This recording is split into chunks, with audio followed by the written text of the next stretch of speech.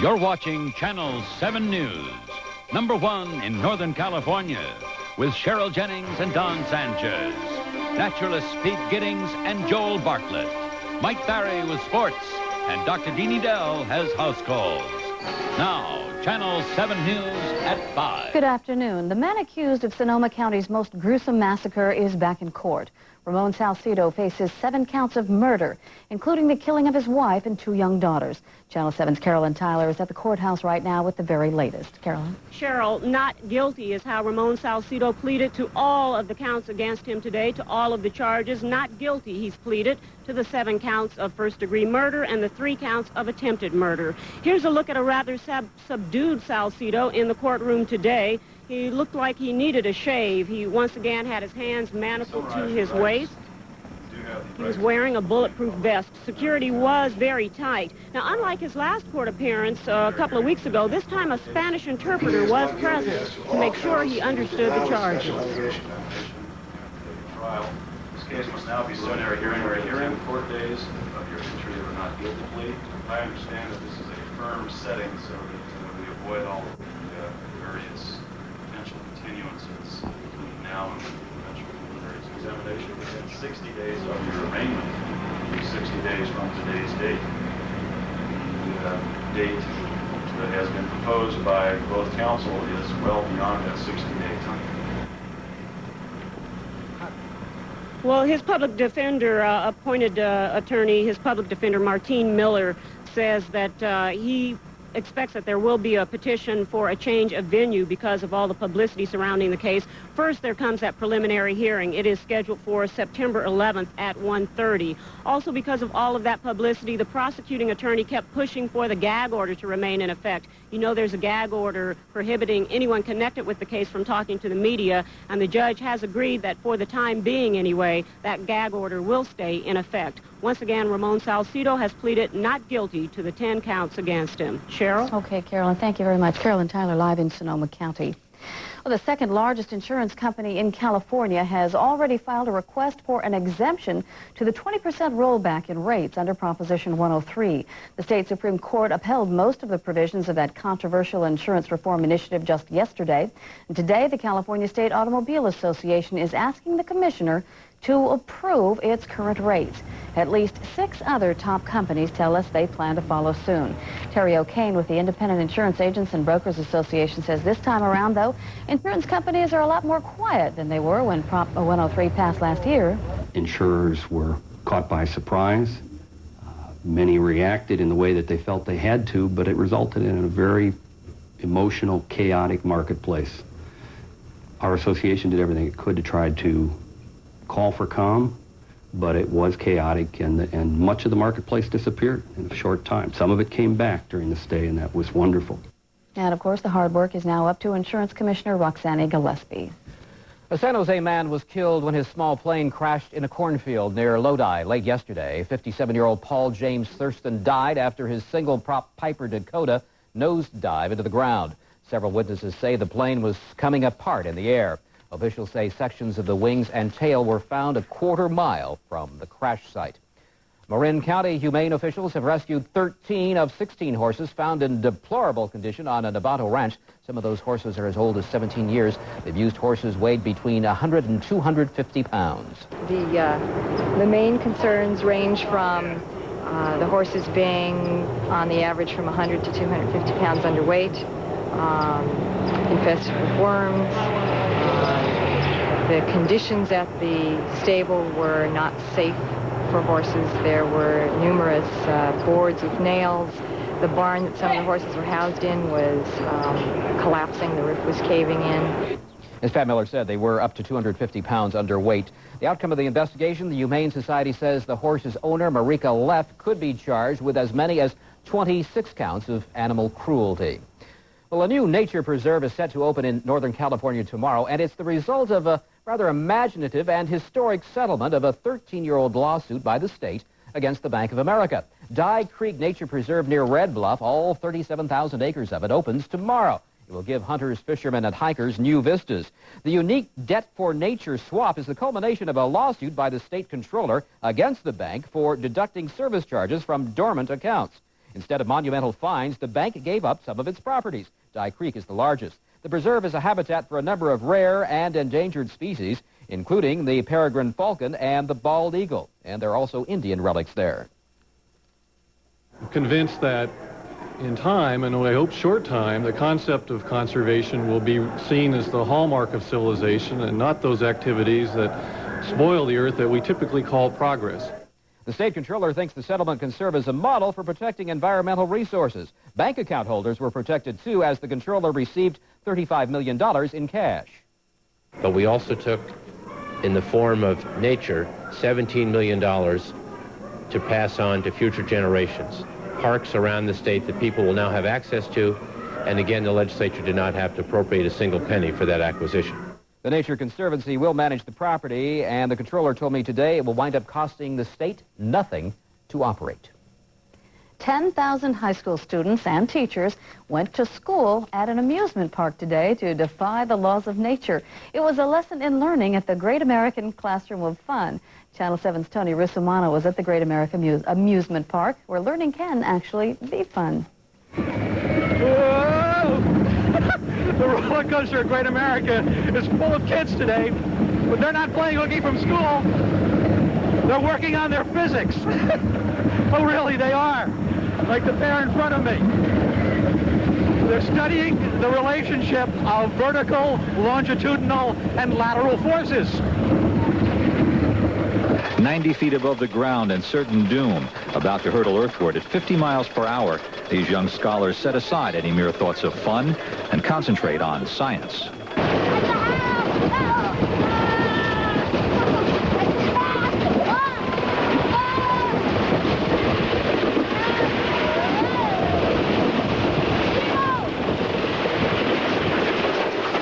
Experiment complete. It's time to report the results. Jerks around quite a bit. That's your scientific observation? Yeah. Elsewhere, others were engaged in the rigorous pursuit of scientific truth. On the Edge, for example, an illustration of the widely held belief that if you push something hard enough, it will fall over.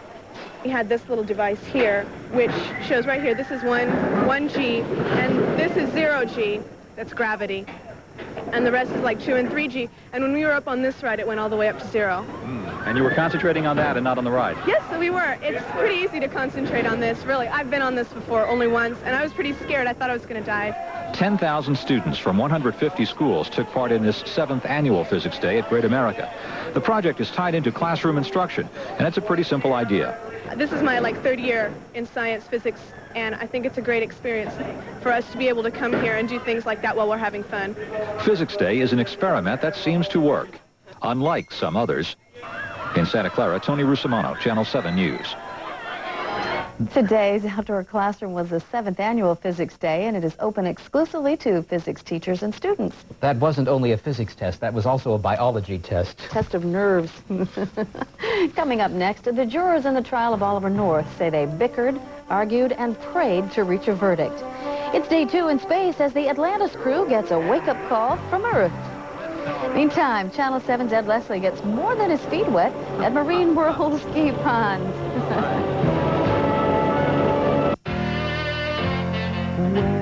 Where? Nexus. Where did you it's get in salon. that hair? Only in salons. Excuse me if I stare. Where? Nexus. Where? Nexus. Where did Nexus. you get that Only hair? in salons. Ooh, Nexus. Ooh, Nexus. Nexus Products, where you go for beautiful hair. Come in, I'm here to demonstrate the amazing DeLonghi Roto Fryer. It has a unique rotating basket that turns the food round and around, dipping it in and out of the oil. So it uses only half as much oil as traditional deep fryers, producing foods that are lighter, crispier, and healthier. The DeLonghi Roto Fryer. It runs circles around other deep fryers. Next time you rent a car, be sure to use Gold MasterCard and you'll automatically be protected with Master Rental. Should anything happen to the car or you or your family, we'll take care of it. Arrange repairs and handle payments. All you do is make one easy phone call anytime. That's simpler and better than American Express. Master Rental from the world's #1 gold card, Gold MasterCard. Call Manufacturers Hanover at 1-800-MH-APPLY for an application today. It's big. It's giant. It's for a limited time only. Your Northern California Chevy dealers are having an incredible Corsica and Beretta sale. Right now, a new Corsicas and Berettas save big with $1,000 cash back. We're out to sell 1,000 new Corsicas and Berettas in May with $1,000 cash back or 2.9% financing. Even options discounted up to 60%. 60% off air, AM, FM, stereo, and more. We're going all out to make this the biggest sale in our history. But hurry, this incredible Corsica and Beretta sale with 1,000 cash back ends soon. So see your nearest Northern California Chevy dealer today. President Bush's press spokesman today brushed off reporters' questions about a possible pardon for Oliver North. And so far, President Bush has made no comment about North's conviction. Spokesman Marvin Fitzwater says he won't speculate either way about a pardon. Well, several of the jurors spoke out about the trial today. After we came to our decision, we all cried. Because you don't realize how intense and how hard it is for someone to go through this. I love every one of them. There's no hatred in my heart. I think Fawn Hall should have been ashamed of herself for a lot of things that she was doing. And what I'm talking to is smuggling the documents out. Mr. North did not ask her to do that. Anderson says she thinks North was sincere about most things, but not sincere enough to be voted not guilty on all counts. In other stories making news around the world today, this is day 2 of the Space Shuttle Atlantis trip, and here's how they woke up this morning. Mission Control with the familiar strains of the Superman theme. The Atlantis astronauts have sent the Magellan probe on a near-perfect path towards Venus. It's barreling along at 25,000 miles an hour. The probe will reach Venus in August 1990. The Atlantis is performing perfectly. The crew spent the day doing some light experiments, things like melting metal. They are also taking photographs of Earth. Atlantis is scheduled to touch down at Edwards Air Force Base Monday afternoon. Iran has called for a worldwide campaign of terror against Americans. Speaking on Iranian TV this morning, Parliament Speaker Hashemi Rafsanjani urged Palestinians to kill 5 Westerners for every Arab slain in the Israeli-occupied lands. That emotional speech got loud reaction.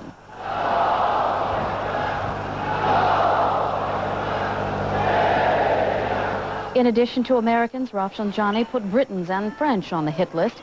The White House denounced his comments as appalling, another step backwards for Iran and proof that terrorism remains an integral feature of the Khomeini regime. The talk in San Francisco was a lot more tame.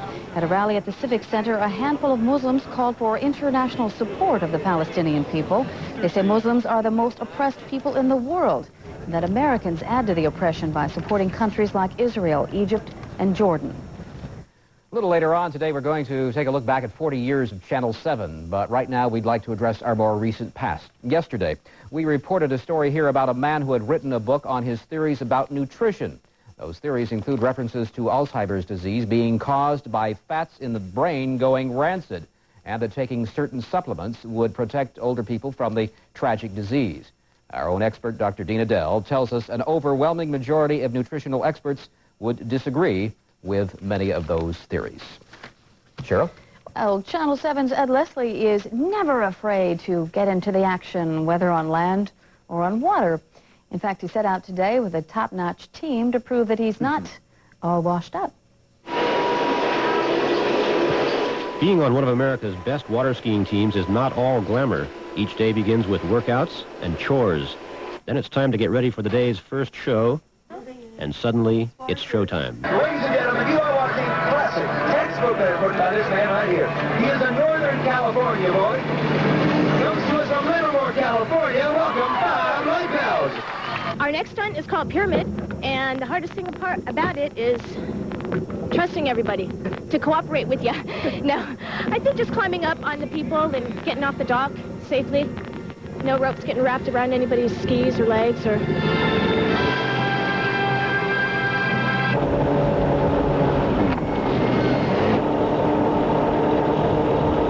Non-stop, all day long. Work, work, work, work. Folks, I don't think you can hear me, so on the count of three, you'll let go. 1, 2, 3, let go! What's the funnest part about all this for you? People I work with.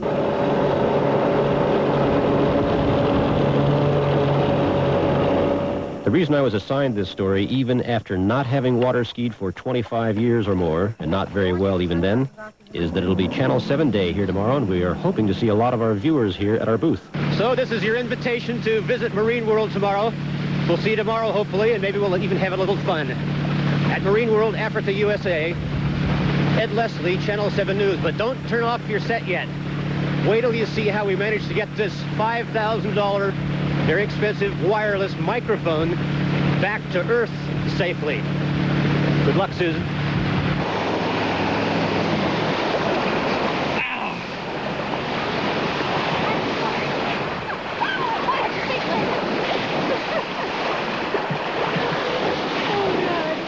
Here you go. I'm so sorry. I hit a big old roller.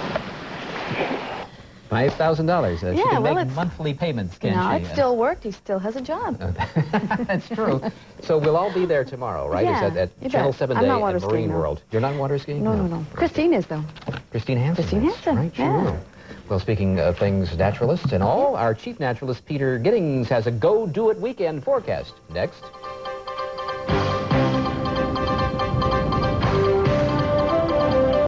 Rule number 1 at Levitt, the customer is always right. Rule number 2, when the customer is wrong, refer to rule number 1. With all this quality furniture and Levitt's low prices, I don't really sell furniture. I just help customers make up their own minds. Levitt's really cares about their customers. That's why more people buy at Levitt's than any other furniture store. You're gonna love it at Levitt's. We're gonna make sure. You'll love it at Levitt's. You may not believe what I'm about to tell you, such is the nature of advertising. But let me tell you about a revolutionary product from Hormel. Top Shelf. A complete line of main course meals that stay fresh without the use of a freezer, a refrigerator, or for that matter, a single preservative. They microwave, and 1/3 the time it takes frozen, and they taste like they're fresh from the kitchen. Now, that may sound like quite a mouthful, but then it is. This court is now in session. Justice Lamar Lamont presiding. All rise. Justice Lamar Lamont presiding. Justice Lamar Lamont presiding. Instant U-Ban is much too rich to rush. Rich because the more Colombian beans, the richer the coffee. And U-Ban is the only leading coffee that's 100% Colombian.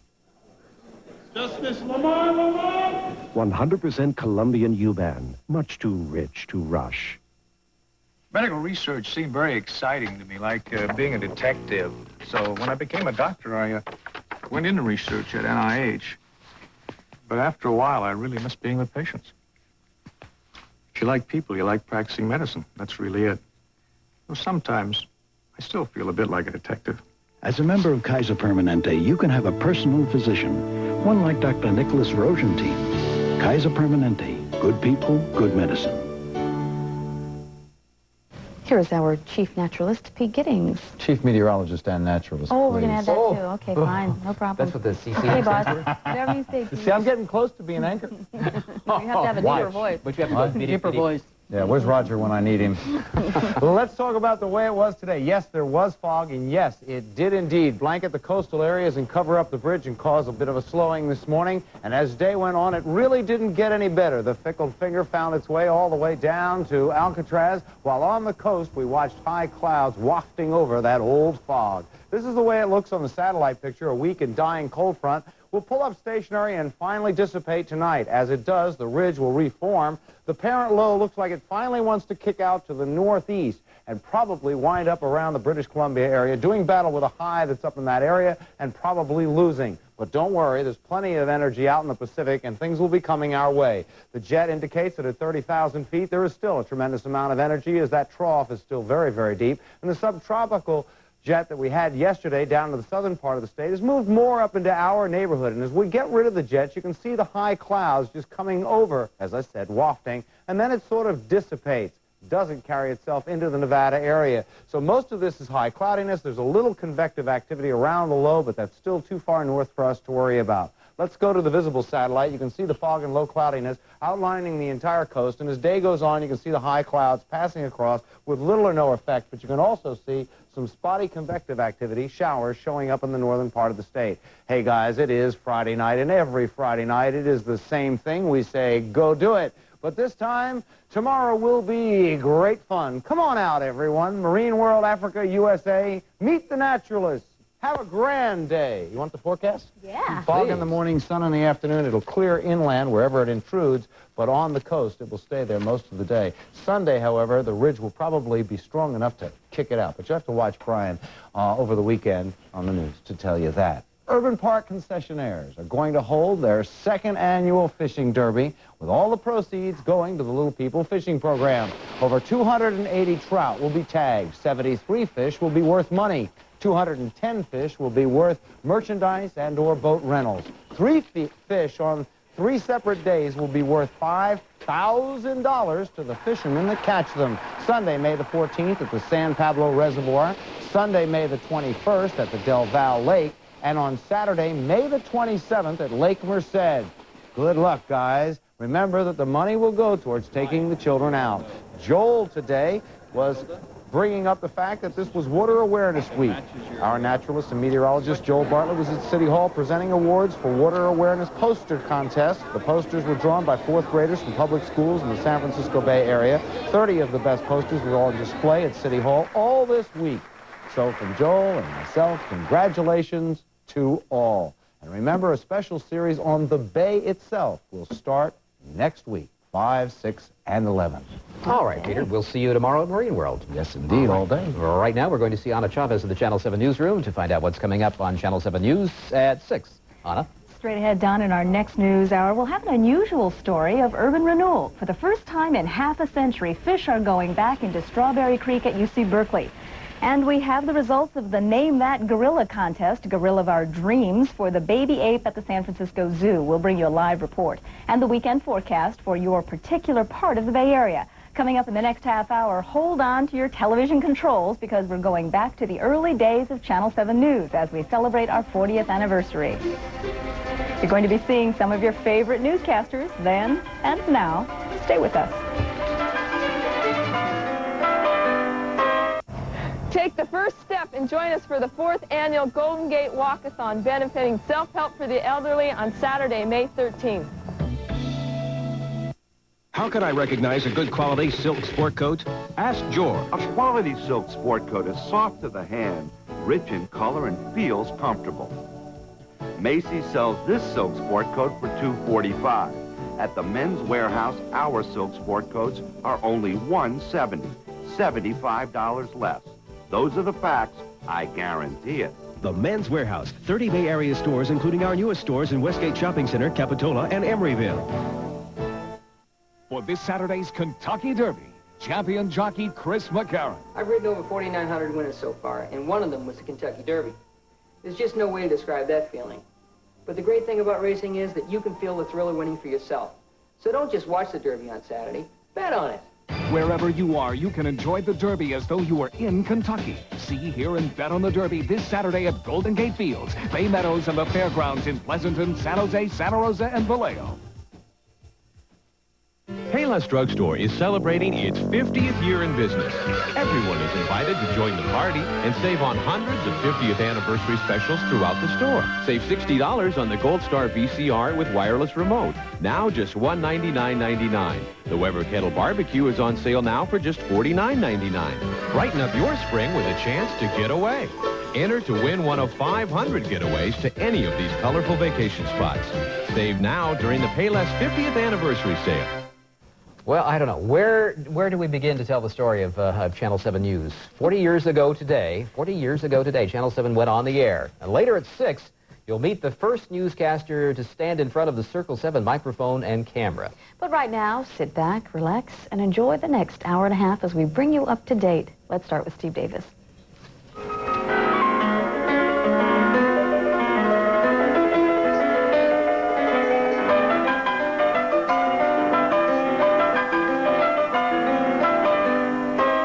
Channel 7 went on the air in 1949, operating out of the old Sutro Mansion on the San Francisco Hill of the same name.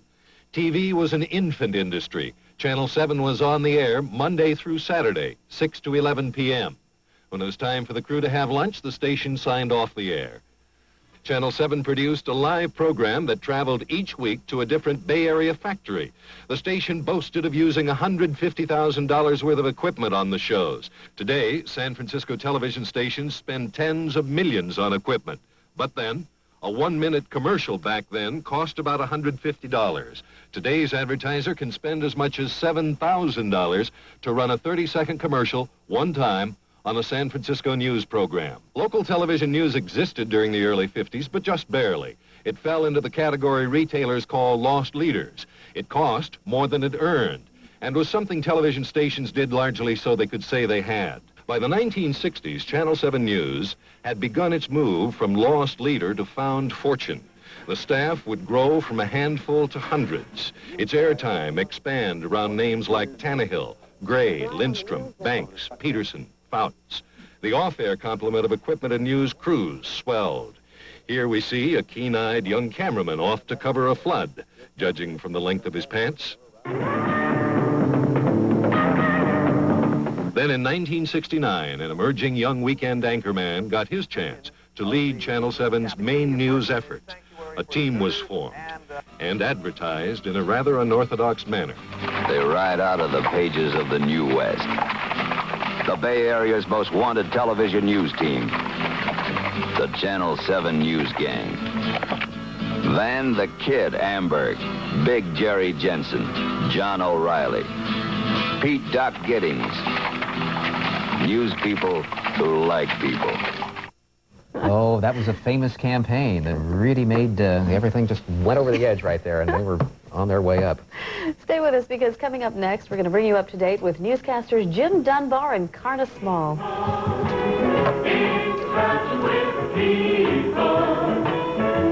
And I found out he's very sincere.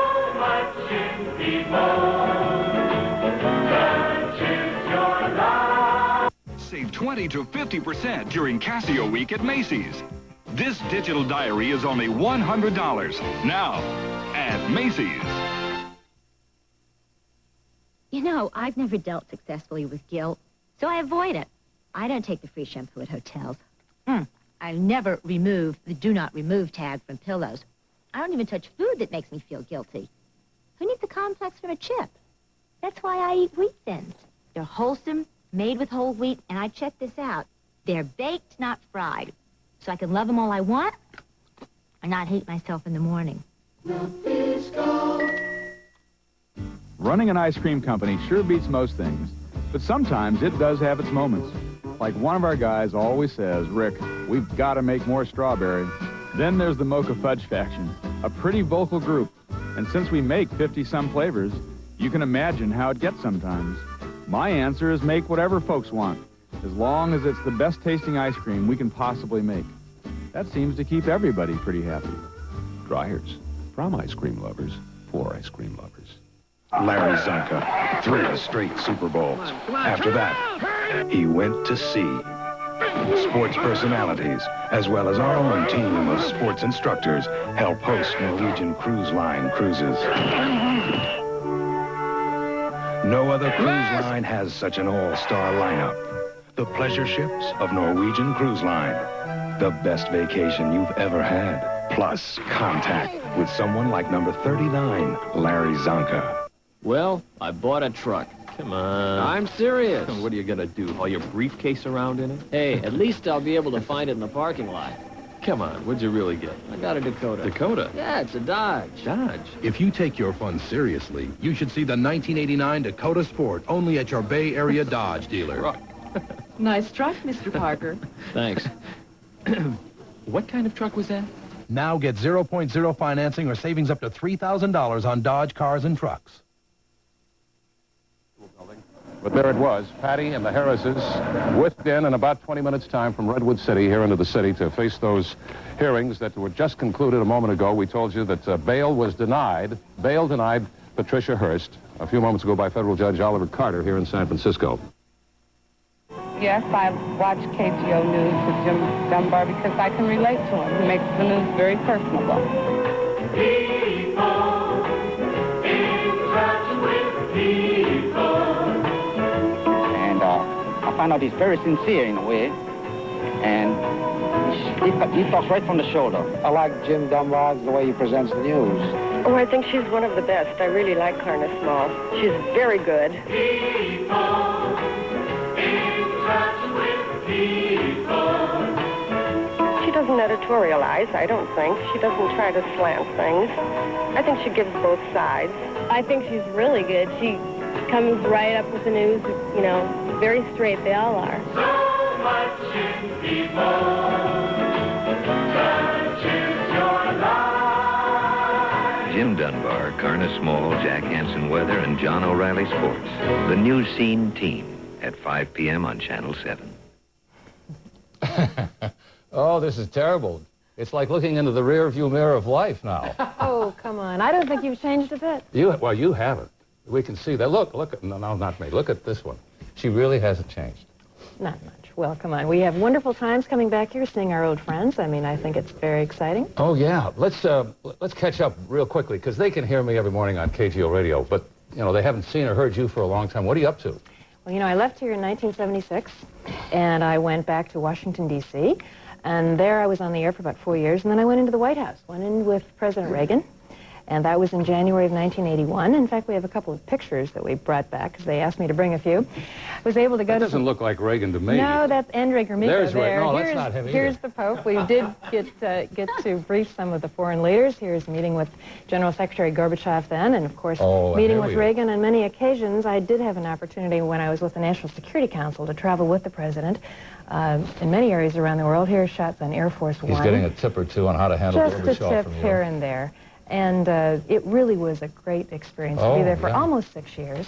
We had a chance to meet with many of the leaders around the world, especially when we would go after arms control talks and go on to London, Rome, and Paris and brief the Allies. And he was terrific, though. He was a very wonderful man. I learned a lot. Gee whiz, comparatively speaking, nothing's happened to me. I mean, I went into brain surgery for a while there and tried rocket science, and then I ended up on KGO Radio. Incidentally, speaking of Gorbachev... But you're number one on KGO Radio. That's the important thing. Well, we've had some luck, and I pray a lot, and it all has seemed to work.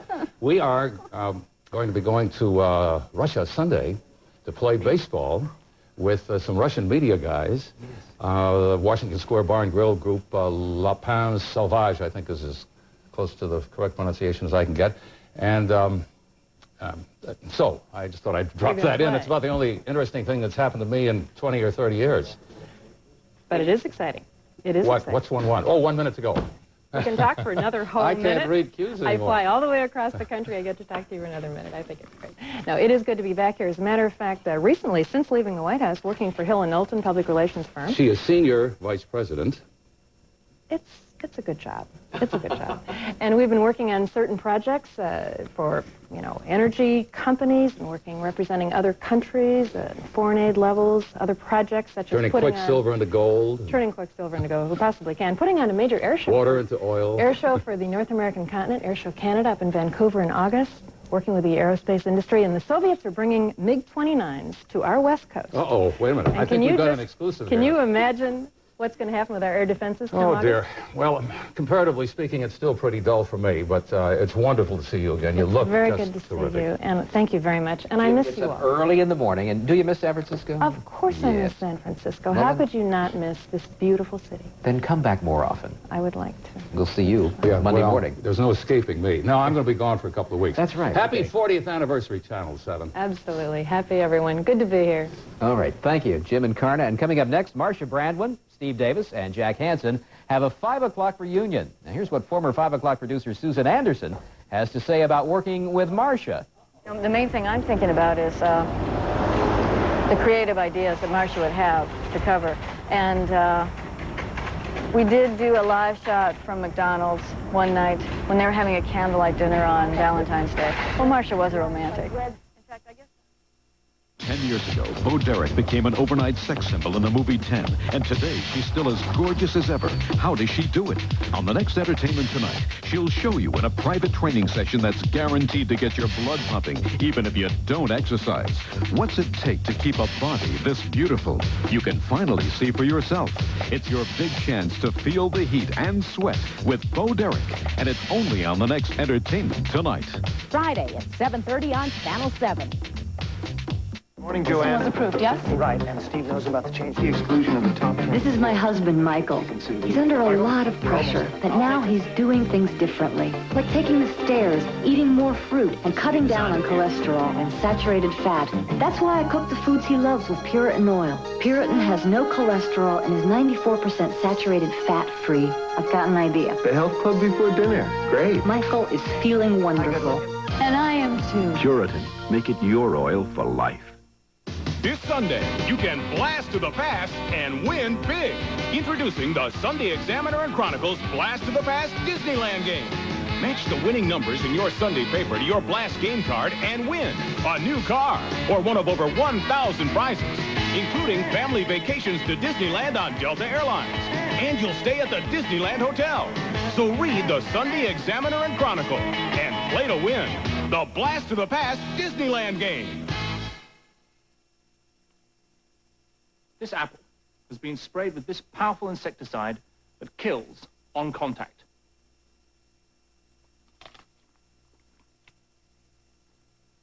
Just kidding. Safer. Lawn and garden insecticides that are murder on bugs, not on us. Nice apple.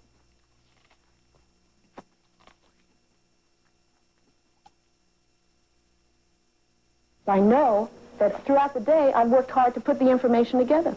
I've made the phone calls, I've written the stuff, I've read wires, I've read the New York Times, the Chronicle, the Examiner, the magazines. I've read everything. I have it all crammed in here. It's like a big exam every single day. So by the time I get on the air, my head is bulging like this. And then I have that moment of, hello, everybody, and I say, they're looking. I don't think you're going to like this story. It's about lending institutions that won't lend money for housing in certain areas. It's called redlining. It's illegal. More than that, it's disgraceful. Steve Davis was on the scene shortly after the first reports of the fire came in, and he's here in the studio with us with more on that. Steve? It was a San Francisco-bound train where the fire broke out. About 40 people aboard when it caught fire.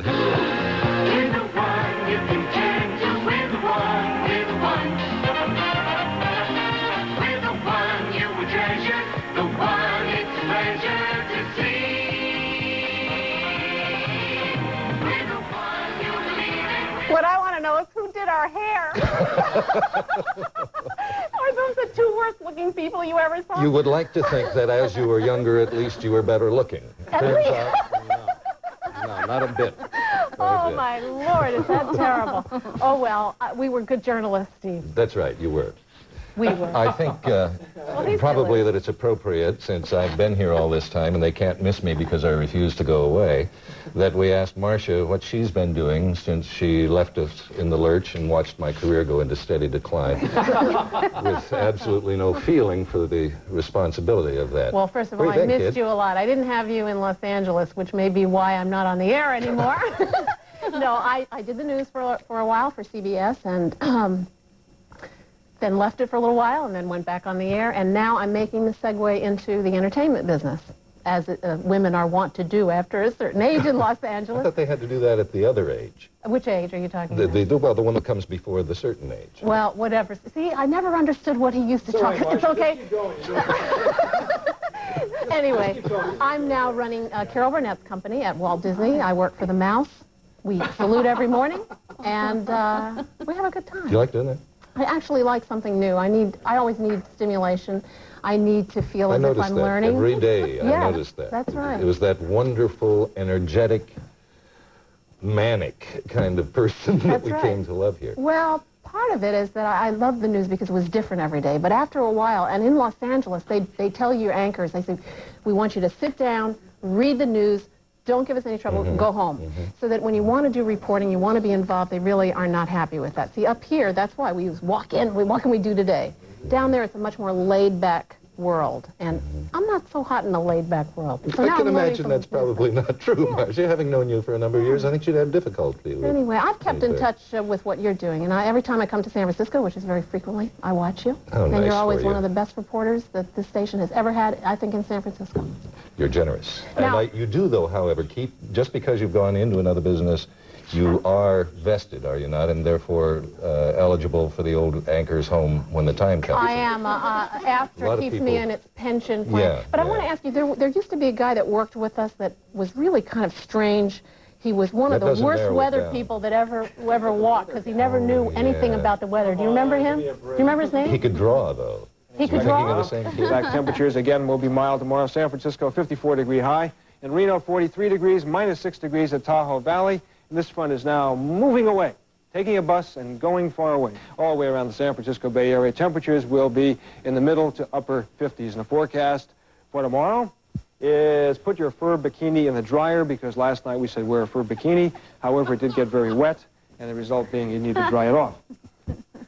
Well, that's how I did it in the old days. Fur bikini in a dryer, I can't believe it. This is Come over great. here, Jack. I love this show because this is the sideburn show. Have you noticed that? Everybody- Yes. You know, I have to tell our wonderful audience what I miss most about you. You know what it is? What? You're complaining. I was a complainer? Complaining. I Excellent. missed your Yeah. complaining. Very good. You're friendly, warm, complaining to me, just saying the food's not hot enough. Where are we going for dinner? We're going to go out to the Mission District and get some Mexican food. Remember, we used to go there all the time. Made me pay. Oh, that's Is that what happened? You and your husband It made was me pay. wonderful being, and Jack will back me up on this. It was, see, we Maybe, were Steve. Marcia's boys. So that everywhere that Marcia went, Marcia Yeah. had her boys. I mean, because it was required to have boys on the set with you. Where This is getting rude. It is. It really is. Yeah. But in line with what Jack said, it was wonderful to be one of Marcia's boys because you would handle the complaining Yes. and get results. That's it. And we could be nice. That's right. And you guys, Like I remember, this. used to give me complaints to complain about. Yes, and you- then you talk about me behind my back saying that I'm a big complainer. No, we never did Yes, that. No, you we did never that did all that to the your face. time. We always did that stuff. Behind Remember my that? back. Yeah. So now that you're Don't not doing forget- the weather, are you being happy? I am Are you both happy? This is really funny being here. Yeah, yes, I am, Marcia. Just having a little conversation here in front of all these people. Actually, we've been good friends for a long, long time, and Yes. it's wonderful to see you up here. It makes, really is. you know what, it's a It is. very It's bittersweet silly. kind of feeling right Yeah. now, because I really loved working with the two of you the most. Me And too. it's never been the same. The news was never the same. This going to other stations was never the same. No tears. No tears. No tears. And you were our sports guy. That's right. Yeah. You, Don, it's your fault. Do you remember? Yes, and the great thing, too, I remember, is she was always giving advice. She was Yeah. a mother to me. Yeah. Complaining, kids, advice. raising kids. She knew all the answers. But my favorite time when we were walking out of the dressing room. Remember the two of us just walked out together after the show? I'm afraid to I hear always this. thought it I'm was afraid to odd hear that this. you were in the we, dressing we room. walked You were. around, we walked down the dressing room, and you pointed over to the light switch, and you went. And I said, me? And you went, yeah. Did I do That summed up everything. Well, one of Marcia's That was boys. good to see That's you. it. See you after the show. Good to See you be after here. the show. Steve, thank you. It was wonderful to see you. You're welcome. Again, of course. And there's still more to come. Coming up next, another Channel 7 News team will come together via technology. But first... Well, how about an 80 at Santa Rosa? Napa was 78, and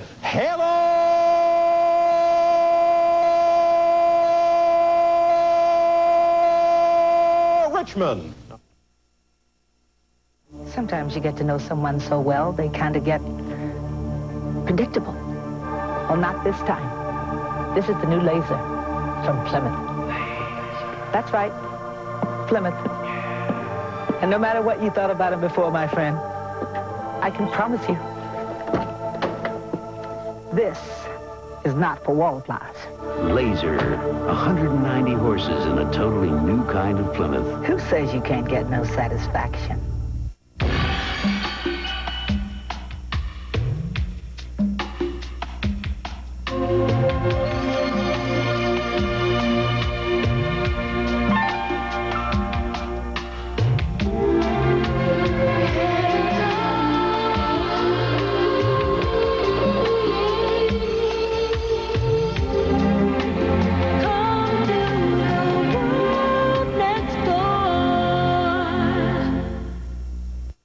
Payless Drugstore is celebrating its 50th year in business. Everyone is invited to join the party and save on hundreds of 50th anniversary specials throughout the store. Save $15 on the Conair cordless telephone, now just $49.99. GE soft white light bulbs are just $1.69 a 4-pack. Brighten up your spring with a chance to get away. Enter to win one of 500 getaways to any of these colorful vacation spots. Save now during the Payless 50th anniversary sale. George Caloris presents the 21st Annual San Jose RV and Boat Show. The official start of the RV and boating season is just around the corner, and this may be your last chance to make a great deal on a new boat or recreation vehicle. There's a huge selection with hundreds of models. Dealers are ready to deal. Enjoy this summer season like never before. San Jose RV and Boat Show, Santa Clara County Fairgrounds, starting tomorrow through Sunday, May 14th. $1 off for seniors Monday through Thursday. Life really gets tough for the kids when both parents want the same thing. If you go to the movies, you saw it in Kramer versus Kramer. I want my son. You can't have him. The fact is, that kind of situation goes on all too often in real life. And sometimes California's new shared custody law makes it tougher on both parents. Good evening, San Francisco. This is Ken Matz live by satellite from WMAR-TV Channel 2 in Baltimore, Maryland. After working in San Francisco at Channel 7 from 1979 through 1982, it was on to Los Angeles, where, by the way, I worked with Marcia Brandwin, who we just saw. And then, basically, it was a trip home back to the East Coast. I grew up about an hour and a half from Baltimore in the town of Reading, Pennsylvania. You probably know it from your Monopoly board. I've been at WMAR for a little over 4 years. Baltimore, a great city. Chesapeake Bay crabs, oysters, and clams. Johns Hopkins University Medical Complex. It's an entertainment center for Washington, D.C., 50 minutes down Interstate 95. Up 95, 2 hours, you're in Philadelphia. 2 more hours, New York City. Every now and again, I get to see some of my friends from Channel 7. And I do miss the Bay Area, but not that stinker commute over the bridge. Before this turns into a monologue, though, I'd like to introduce the young woman who was my co-anchor for about 2 years, Dorothy Reed. And Dorothy, what have you been up to? There's no way to make a high-rise or any building, for that matter, absolutely fireproof. We've got to begin with that premise. But there are ways to lessen the damage when the unexpected happens. I'm going to show you the basic fire safety system. There are smoke detectors on the ceiling throughout the building in strategically located spots. Sprinklers every 15 feet. Clearly marked exits to the stairway so that the people can get out. And in the event of a fire, these doors would automatically close to keep the smoke out. The elevators would shut down. People would have to go out through the stairway. That's the clip. Let's see what Dorothy Reed looks like today. I'm sorry I can't see you. These satellites only work one way for us. Hey, I don't look as good as you do. Well, let me tell you, except for that silver hair. Oh, that's been with me for some time now. You know, that was probably a very astute clip because, Dorothy, I don't know if you recall, one of the first stories, one of the first experiences we had together was sitting on the set at KGO during our first earthquake, about a 6. It's amazing. And I looked at you and said, what do we do? Because I was from Pennsylvania, and you said, well, I'm from New York, and you finished the story. 6:04, I think it was, into the newscast. It was a Saturday evening, and all of a sudden, boom, and the lights started moving and everything, and I said, this has got to be an earthquake, and I'm talking about motorcycles or something like that. Yeah. So we went to a break, and you said, Dorothy, really, there's a time to end it. Do you remember that? You said when the lights started swaying, and I was just going on and on with the story thinking, I think that's an earthquake, I think that's an earthquake, but I can't be sure. I can only say thank goodness for the producers there who at the time basically talked us through it and told us what to tell other people because we had no idea. Yeah, and the lights in the studio were just swinging back and forth, and it's a feeling that I'll never forget. Listen, I got to ask, was that all on teleprompter? You always had a very good memory, but I don't remember being that good. Yeah, some of it was. Some of it was. I cheated. You know what? Before we get on with this, though, we ought to introduce somebody else who used to be on set with us in those wild days, weatherman extraordinaire. And we got to say, eat your heart out, Pete Giddings. This is a guy who is now seen across the nation on a superstation from New York. See if you recognize this man. Lloyd Lindsay Young in beautiful downtown Richmond. We're here with another one of our Channel 7 weather observers. We want to welcome Bill Newcomb to the Channel 7 weather observer family. How are you today, Bill? Well, gosh, it's too soon to tell, Lloyd, but I'm working on it. He was the best. I mean, he was a funny, funny guy.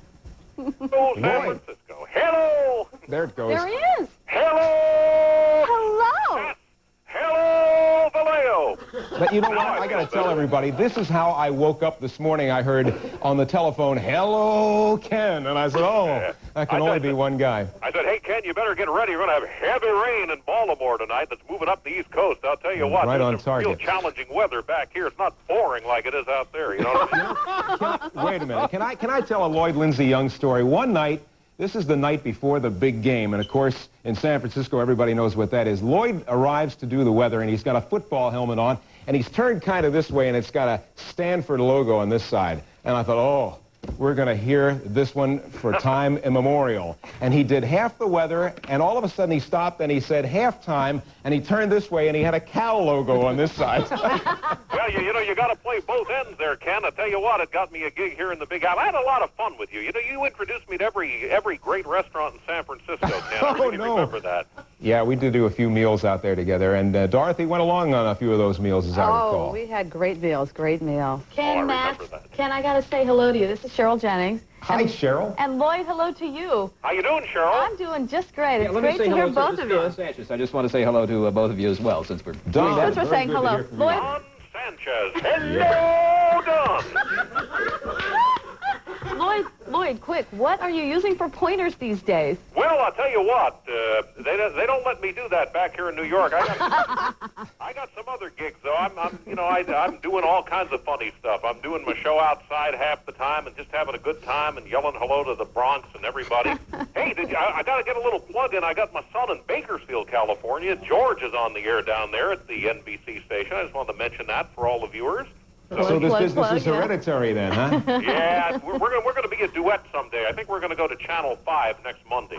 All right, Ken, thank you so much. indeed. Lloyd, nice to hear you. You bet. Unfortunately, we run out of time. Happy birthday. Good to hear from you. Dorothy, you're on the radio here. I'm on the radio on KBLX, Right. right here. I couldn't leave the Bay Area. I love it. And I got to say, before we run, that those were great years. We had such great fun. We did. It's so nice to see you. So great to see you. I know. Thank you.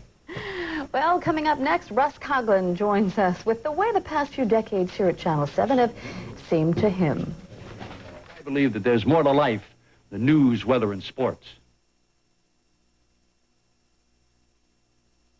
Books cost too much, so I opened Crown Books. Now you'll never have to pay full price again. If you enjoy art, cook, travel, mystery, or how-to books, they're all here. Share everything, play fair, clean up your own mess. Robert Fulgham's All I Really Needed to Know I Learned in Kindergarten, just $11.02. Antonia Fraser's Warrior Queens, History's Powerful Women, from Cleopatra to Mrs. Gandhi to Margaret Thatcher, just $14.92. So remember, if you paid full price, you didn't buy it at Crown Books. Yeah. If constipation slows you down, you need to know what doctors know, that fiber laxatives are a better way to relieve constipation. Fiberall has more fiber than Metamucil. Both Fiberall and Metamucil contain natural laxative fiber, but only Fiberall adds a second healthy fiber, bran. You don't have to be a doctor to know which one has more fiber. Try Fiberall, the laxative with more fiber, powder or wafer. Kearns invites you to Drink an apricot on your yacht. Drink a bite of Kearns Nectar. Kearns Nectars have so much whole fruit goodness, it's like drinking a bite of fruit. Drink a bite of Kearns Nectar. It's been a mystery till now. But each year, something magical ends the winter. Strawberries cause spring. California strawberries.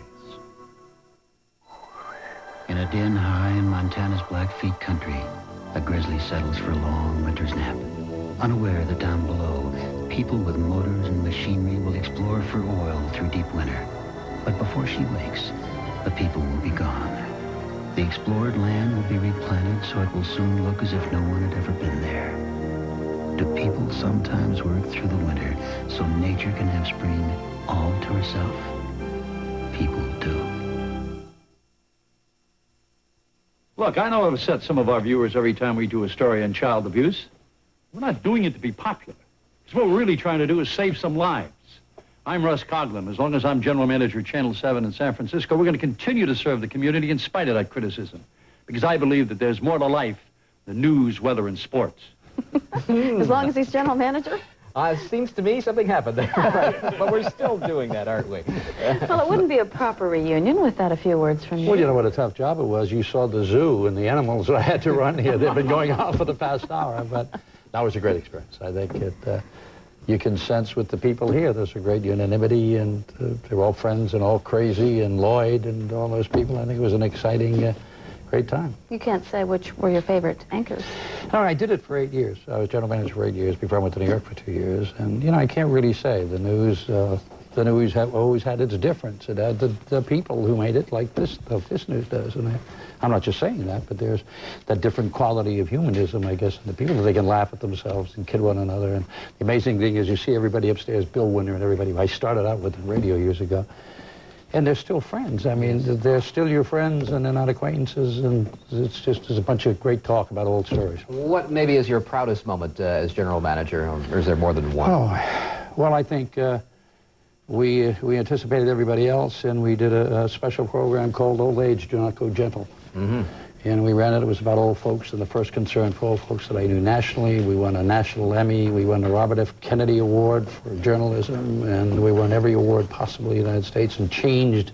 We went to Washington, D.C., and actually changed legislation in the House of Urban Development Department. And I guess that was it, because you guys know how it is. When you do work at something and you get it done in news and you achieve something, there's nothing like that. One quick question, Russ, before we go. What do you see for the future?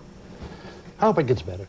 I hope it gets better. I think with the new technology and everything, we'll advance it to the point we've got to learn that first before we move into the next stage. Okay, thanks. This has been really fun, and I know that we're not done yet. I know. Another hour this birthday to go. Party. Yeah. That is the news at 5, and thanks for joining us. Pete Wilson here, and what's happening at 6? Well, we do have more of that to look forward to, and we're going to deal with the news as well. Straight ahead, what's next for Prop 103? We'll look at how the insurance companies are recharting the course on auto premium rates now that the court has upheld Prop 103. And suspected mass murderer Ramon Salcido returned to court today under tight security to plead to murder charges in that wine country rampage, and we'll have a report from the court. And also ahead on Channel 7, San Francisco Zoo's Little Apes finally gotten a name. The contest over. We'll have the Megillah on the gorilla live from the zoo. More to come on the 40 years of KGO TV as well next at 6. Even non-members save big at the Home Club. April 19th. A comparison of the Home Club's non-member prices with those at Kmart reveals big savings at the Home Club. Example, Kmart sells the Flowtron insect lamp for $68.88. That's over $18 more than Home Club's non-member price, and Home Club members save even more. Yes, the list goes on and on, because at the Home Club, you save on everything, every day. Paradise and Pearl. It's Pleasant Hawaiian Holiday's 30th anniversary, and now there are 2 good reasons to go to Hawaii this spring. First, you can enjoy Paradise for much less than springtime, and we'll be giving away a $1,000 pearl necklace every day to one of our Hawaii travelers on any package. Paradise and Pearls, only from Pleasant Hawaiian Holidays. See your travel agent for details or call 800-2-HAWAII. You're sure to fall in love. Have I got a surprise for you? What is it? Stephen's first savings account. Oh, you mean Debbie's. There was a time when you could take the safety of your savings for granted. You still can at American Savings Bank. Debbie, here's the account Dad opened for you before you were born. Dad? There is no safer place to put your money, because every penny you deposit is backed by the full faith and credit of the U.S. government. Stephen. Safety you can take for granted. That's banking the American way.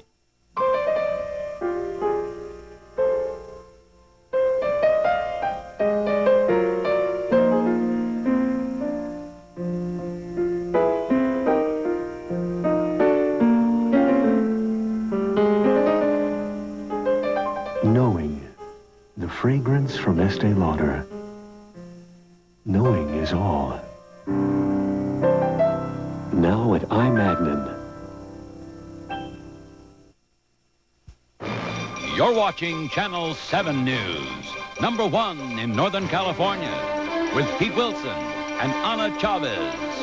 Naturalists Pete Giddings and Joel Bartlett, and Dan Lovett with sports. Now, Channel 7 News at 6. In an interview, he confessed to murder today in court. He pleaded not guilty. Good evening. Extraordinary security measures were taken to protect Ramon Salcido today as he appeared in municipal court for his arraignment. Channel 7's Carolyn Tyler was there and joins us now with the latest. Carolyn? Anna, you're right. Security was extremely tight. Everyone entering the courtroom, including the media, had their bags and their purses searched and went through metal detectors. Inside the courtroom, at least 7 deputies stood guard, and Ramon Salcido, somber, unshaven, was said to be wearing a bulletproof vest. He had his hands cuffed. Of course, they were shackled to his waist. He had a Spanish interpreter for this appearance. His attorney requested that, saying that Salcido does not speak English as well as he would like people to think he does. The only words that he uttered this afternoon were barely audible yeses when the judge asked him if he understood the proceedings that were going on and if he understood the charges. He pleaded not guilty to all the counts against him. His attorney is public defender Martine Miller. Yes, a not guilty plea was entered, a denial of special circumstances, which now puts it at issue, obviously. What happens next is the preliminary hearing is going to be held on September the 11th unless some extraordinary motion is brought forth by myself and the prosecution. And there could well be some issue regarding the manner in which he was transported back from a foreign country, violation of a treaty, and et cetera and so forth. Is your client going to get a fair trial given the pre-trial publicity? If your question is, do I anticipate a change of venue from Sonoma County, the answer is unequivocally yes. Well, where would that change of venue take place? Miller says perhaps San Diego, he says, because there are a lot of witnesses that might be called from south of the border. Now, Mr. Miller was talking to us despite the fact that there is a gag order in effect. No one involved in the case is supposed to be talking to the media. He says that there was nothing he said today, though, that would violate that order. The gag order was retained after some heavy lobbying today from prosecutors who said that they fear the extensive publicity that has been international, they say, might jeopardize this case. Anna? Carolyn, have they set a date yet when we might see those motions for the change of venue and the other things? No, he said that that would come after the preliminary hearing, and as you may have heard him say, that preliminary hearing is now set for September 11th at 1:30. It's so far away because this is a complicated case involving 2 countries. Thank you, Carolyn Tyler. On Ramon Salcido's plea today, again, he pleaded not guilty to the counts of murder stemming from the Sonoma massacre, which he is alleged to have been involved with. Right. Well, for those that imagine, probably in a wild dream, that the protracted war over Prop 103 ended with the state court decision, not so. Not so. Already the state's second largest insurer is asking the state insurance commissioner for an exemption from the 20% rate rollback. Others are saying they will follow suit, and Lisa Stark spent today logging next steps for the big insurers. The California State Auto Association is apparently the first big insurance company to file papers with the insurance commissioner asking for an exemption from the 20% rate rollback. State Farm and the Auto Club of Southern California hope to do the same next week. Farmers, Allstate, 20th Century, and Mid-Century will soon follow suit. United Services Auto Association and Mercury Casualty say they're still studying their options. Mercury Casualty just raised rates 9% this month. The court ruled that to get an exemption, companies must show the rollback denies them a fair profit. The Independent Brokers Association doesn't believe any of the companies can afford to roll back rates. Our initial analysis of this is that if an insurance company were to not file for the exemption, they are in effect saying to their customers that we have been overcharging you. You would think that if they've been charging a price, they should be able to defend it. The battleground now shifts to the Office of Insurance Commissioner Roxanne Gillespie. Consumer advocate Ralph Nader doesn't think she's the woman for the job. The issue now is refunds to millions of California consumers.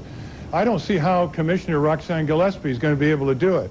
She comes from the insurance industry. She's very biased against Prop 103. She's declared her animosity to it. She's not up to managing the refunds. Nader is calling on her to resign. Gillespie is not likely to agree. The decision on the rollbacks will be made on a company-by-company basis, so whether you're entitled to a refund will depend a lot on the financial health of your insurance company. And even if the commissioner orders a company to pay, it can still appeal that order to the courts. In San Francisco, Lisa Stark, Channel 7 News. If you're wondering if there was a reaction from the insurance commissioner today, well, Roxanne Gillespie was out of her office today. We will get a reaction, we're told, on Monday. Anna? Vice President Dan Quayle continued his inspection of the devastation caused by the Exxon Valdez oil spill in Alaska. He did that today. Wearing orange coveralls, the Vice President watched about 100 workers wash oil off the rocks in one of the most critically damaged areas. This is the most impacted island, and this is the one that they're trying to clean up first. You have to be very impressed with the number of people, the number of ships, and the magnitude of the cleanup. It looks to me like it's about a third of a mile. We have 300 miles to clean up. It's going to be an enormous effort. Before the tour, Quayle met with residents of Cordova, a commercial fishing community deeply affected by the spill. The Vice President did not discuss specifics of the cleanup or recent criticism of Exxon. As you know, Exxon is still under heavy fire for failing to move quickly and effectively in cleaning up that massive oil spill. A grand jury has begun considering felony charges against fired Exxon tanker captain Joseph Hazelwood in connection with that March 24th accident. Hazelwood is free on $50,000 bail. He is facing 3 misdemeanor charges, including operating a vessel while drunk. Sources close to the investigation say the grand jury's probe focuses on second-degree criminal mischief. If convicted on the felony charge, Hazelwood would face a maximum penalty of 5 years in prison. Well, let's move from that destruction of the environment to an urban restoration project. For the first time in 50 years, native fish are being restocked in Strawberry Creek on the UC Berkeley campus. Channel 7's Ron Nasso explains. These guys are the pioneers. The name Strawberry Creek may not mean much to some of us, but this natural resource, highly valued by the university, serves as the focus of open space on campus. Today, stretches of the creek were restocked with 3-spined stickleback fish, only one of a dozen species once native to this body of water. What we're trying to do is basically try to bolster the whole ecosystem of the creek. Right now we have a lot of aquatic insects in the creek, crustaceans and that type of thing. But the only thing is we're lacking in fisheries. Up until 2 years ago, water quality in this creek was degraded by erosion. Wildlife and aquatic habitat had been lost. But now the restoration is like the beginning of a new life. This is one of the educational gems on the Berkeley campus. It's not only a magnificent aesthetic experience, but it's something that we use in teaching continuously. If the restocking program proves to be successful, you can expect to see other species of fish in about a year's time. And if you're a history buff, you may recall that the first California rainbow trout was found in another creek not far from here many, many years ago. The Strawberry Creek is one of the centers of education on campus. And every year, thousands of students have a chance to experience it. We'll be able to actually see a working system and see how it actually works other than just talking about it. But remember that when you're all old people, you remember the day that Strawberry Creek got fish again. At UC Berkeley, Ron Nasso, Channel 7 News. Well, if that's uplifting, most certainly this is as well. The people of California have a new park tonight, part of a legal settlement against the Bank of America, which held millions of dollars for years in some unclaimed accounts. The bank turned over 55 square miles of the foreclosed Dye Creek Preserve to settle part of a lawsuit. The area includes acres of land with protected archaeological sites, untouched fishing waters, wild boar. The public land will be managed privately. You'll need a reservation to get in. We'll have some group use, like Sierra Club, Audubon. We'll have public hikes where we'll come in on a reserve basis and come into the ranch. Room for hunters here, though, still? You bet there is. The hunting actually enhances the wildlife of the property. The area, as we suggested, is filled with Indian relics. It was once home to the Ishti, the last California Indian. The state's settlement with the Bank of America marks the first time California has accepted nature as a payment of debt. Still to come on Channel 7 News tonight, a report from space, Day 2, Atlantis aloft. Also ahead, a celebration of culture. The Bay Area's Hispanic community marks Cinco de Mayo. And later on Channel 7, we'll do more time warping as we look back at 40 years of KGO TV, special moments and more special guests right here in the studio. On May 5th, 1949, KGO TV went on the air for the very first time. Celebrate 40 years of golden memories. Nobody knew anything about television except what we'd read in a few books. Jack Hansen takes us back for a look at how it all began. 4 decades of television history, tonight on Channel 7 News at 11. After Pearl Harbor, the Bay Area expected the worst. Return to the Bay Area as it prepares for battle Saturday at 7:30 on Channel 7. Express mail from your post office, along with postal services throughout the world, introduces a deal of global proportions. Now we'll deliver your letters and documents to over 90 countries for just $10.75, with a special trial offer until July 1st of just $8.75. That's up to 50% less than what our competitors charge. So now your dollar can go further overseas than ever before. Express Mail International Service. When you rent a subcompact car for a 3-day weekend, you may think you're getting a good deal. But if they charge... Extra for collision protection, extra for gas, and for excess mileage? You may want to think again. But with the Hertz 3-day weekend package, you pay just one price, so you get collision protection, a full tank of gas, and unlimited mileage, all at no extra cost. The Hertz 3-day weekend package, just $89. No joke. This apple has been sprayed with this powerful insecticide that kills on contact.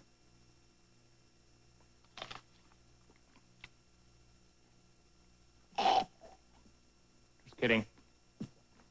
Safer lawn and garden insecticides that have murder on bugs, not on us.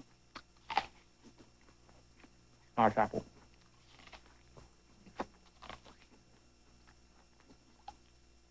It has nothing to do with giant blue margaritas or nachos and music at a long lunch. But that's what a lot of people think of when you mention this date.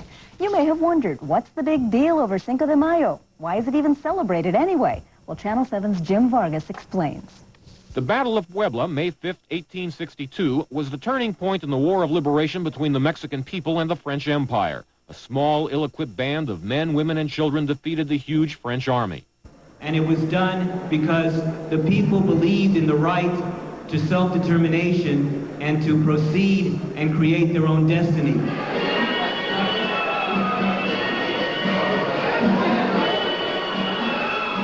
It has been celebrated since with parades and cultural festivals. 150,000 people are expected in San Francisco's Mission District tomorrow for the annual parade. But behind the frivolity is some very serious business. The battle in the Mission District is basically the same, a community's desire to determine its own destiny. A battle to defeat joblessness. Unemployment here is perhaps 3 to 4 times the citywide rate, and the war against homelessness, drugs, and poor education. In this war, community leaders say they are using events like Cinco de Mayo to build tourism and better times. And once they come here, they see it's safe, they see the good restaurants, they get to taste the food, and they'll come back.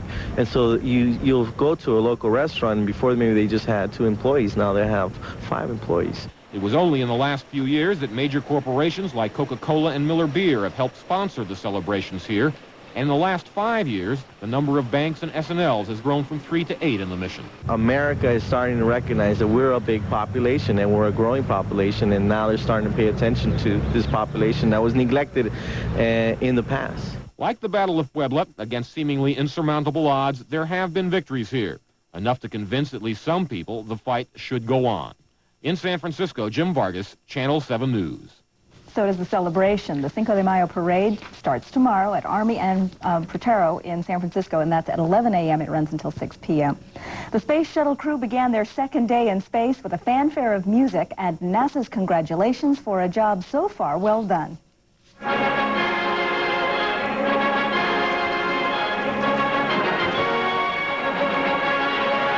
Atlantis, Houston, good morning, and congratulations on a super day yesterday.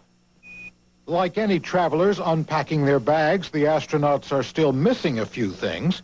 We're up and around, everybody's feeling good, trying to find their toothbrushes. Light schedule for the rest of the flight leaves plenty of time for sightseeing out the window at the Earth below, for trying out a new camcorder, for showing that it doesn't take much to move the smallest astronaut, Mary Cleave, in space. On the ground, flight controllers with no big problems to worry about worked on little ones, poring over a diagram of the jammed fax machine. Mission Control congratulated the astronauts on their success in sending the Magellan spacecraft on its way to Venus last night. Magellan has now traveled over 125,000 miles on its 800 million-mile journey to that cloud-covered planet. Vic Ratner at the Johnson Space Center in Houston.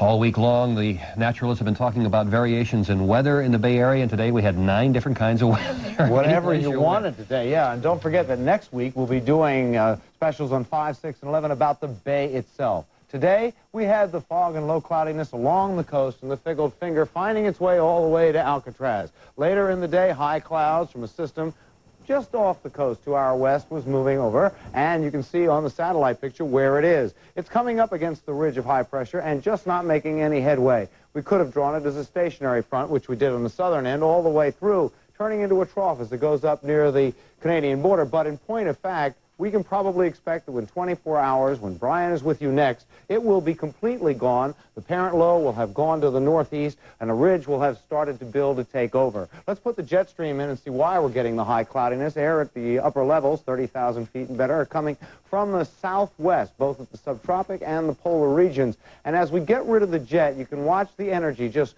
go from the southwest to the northeast, bringing those middle and high clouds over us. If we go visible from dawn to dusk, you get to see fog and low cloudiness along the coast, and then the high cloudiness just passing over. And there's convective activity, a few light showers in the northern part of the state during the afternoon. It's Friday, and Friday night we always have a Go Do It forecast. Tomorrow will be really fun. Come on out, everyone. Marine World, Africa, USA, meet the naturalists. Have a grand day. The forecast, fog in the morning, sun in the afternoon, and if I'm wrong, Brian will take over. Urban Park Concessionaire is going to hold its 2nd annual fishing derby with all the proceeds going to the Little People Fishing Program. Over 280 fish will be tagged, 73 will be worth money, and 210 will be worth merchandise or boat rentals. 3 fish on 3 separate days will be worth $5,000 each to the fishermen that catch them. Sunday, May the 14th at the San Pablo Reservoir. Sunday, May the 21st at the Del Val Lake. And on Saturday, May the 27th at Lake Merced. Remember that all the money is going to take out children that couldn't otherwise go out fishing. Thank you, Peter. We'll all be out there, many of us, tomorrow at Marine World. I'll be working with seals, I believe. Oh, you'll be working with me, too. It's embarrassing for the seals, but it's all right. Later on Channel 7 News, they've opened the name. They have the envelope opened now. The name, the Gorilla Contest. Stay tuned. 10 years ago, Bo Derek became an overnight sex symbol in the movie 10. And today, she's still as gorgeous as ever. How does she do it? On the next Entertainment Tonight, she'll show you in a private training session that's guaranteed to get your blood pumping, even if you don't exercise. What's it take to keep a body this beautiful? You can finally see for yourself. It's your big chance to feel the heat and sweat with Bo Derek. And it's only on the next Entertainment Tonight. Friday at 7:30 on Channel 7.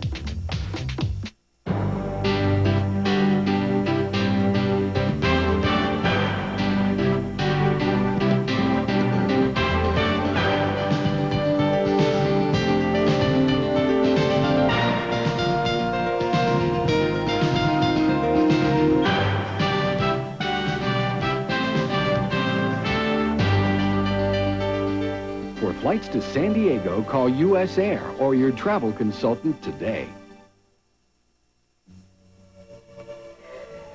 Nice suit. Sale at Macy's, right? No, no sale. C&R. No sale. Must have cost a bundle. Oh, not really. C&R's everyday prices are usually lower than department store sale prices. And C&R never charges for normal alterations. Not even on sale items. Unlike Macy's. C&R, because you deserve more. Nice suit. C&R? Listen to Coit 96.5 FM at work, the one station everyone can agree on. Coit plays continuous light rock with less talk all day long. Hello, darkness, my old friend. Love, soft as an easy chair.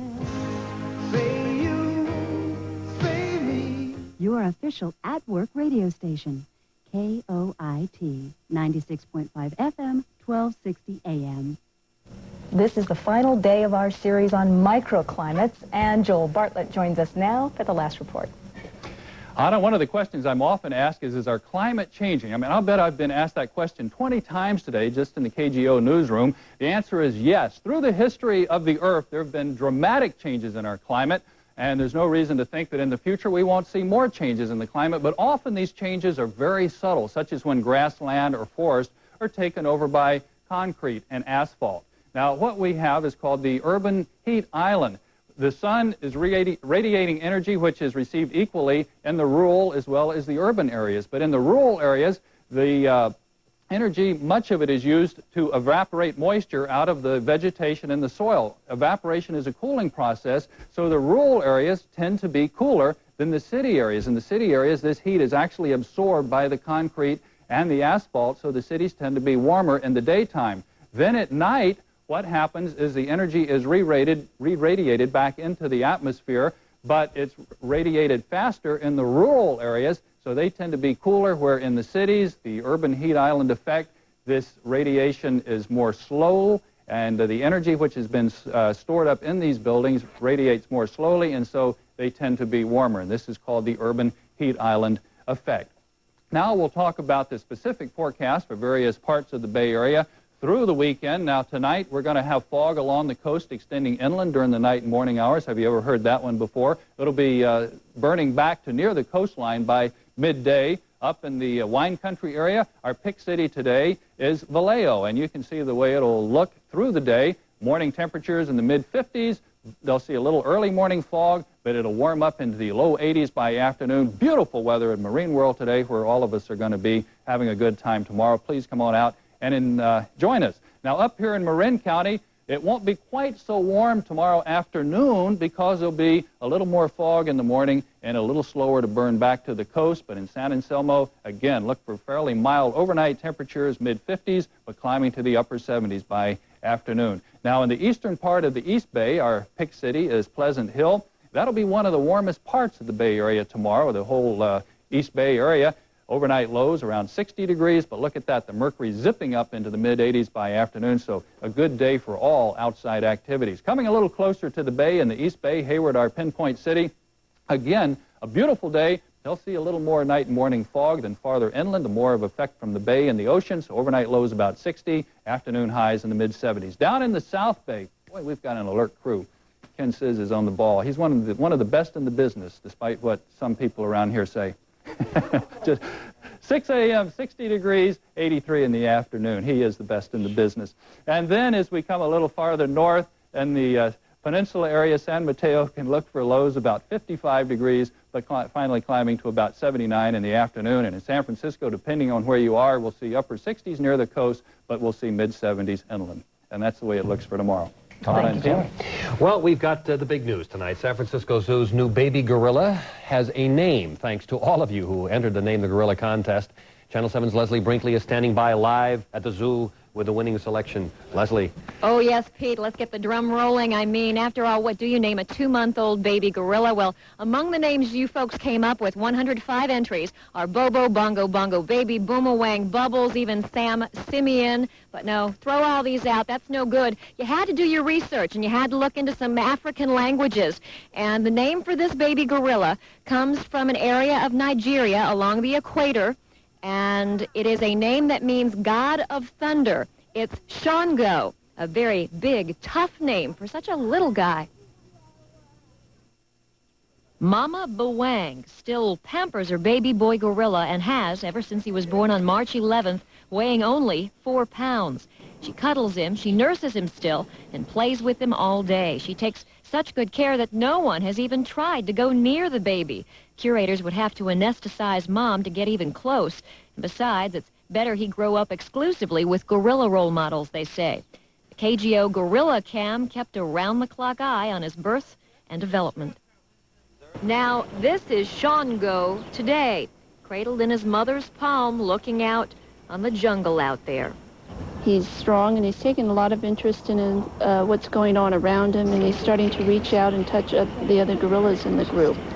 An adult silverback, when he chest beats, it sounds like thunder, and so I think the name God of Thunder is an appropriate name. I tell you what, this guy, this is the winner. He's the godfather of the gorilla, as he calls himself. He gets this huge gorilla, he gets a T-shirt, a ride in the KGO helicopter. And what did you bring for the baby? Well, I figured every kid needs a mitt and a teddy bear. Very apropos. This baby's going to have to grow into his name and these other accessories. Back to you, folks. Listen, some great shots with the gorilla today. That mother gorilla, Shango, is the winning name. God of Thunder. Okay, we are going to give you a warning now. It's VCR time. Up next, some familiar faces from the past. We resume our celebration of 40 years of KGO television. This credit card gives me an upgrade on Air Antarctica. Now I'm insured for lost luggage in a rickshaw in Rangoon. Whoopee. While other cards offer fluff, consider the substance of Chase, Visa, and MasterCard. Use the Chase cards and double the manufacturer's warranty. Rent with a Chase card for full collision protection at no extra cost. And college-age kids get a free extra card in their name. Skip the fluff. Great, the first scented credit card. Get Chase, Visa, and MasterCard. Real stuff, no fluff. Maybe you're with your family, or maybe you're on your own. Maybe you're treating someone to a little taste of home. Right now, treat yourself to Caro's tender sliced sirloin with plum shrimp or chili relleno. A complete dinner for only $6.99. Or this breakfast special for only $2.99. It's the way that we make you happy in everything we do. Come and see how Caro's cares for you.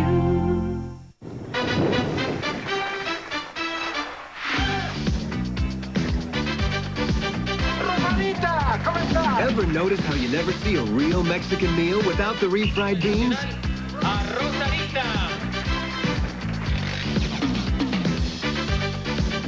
The beans people love most are Rosarita.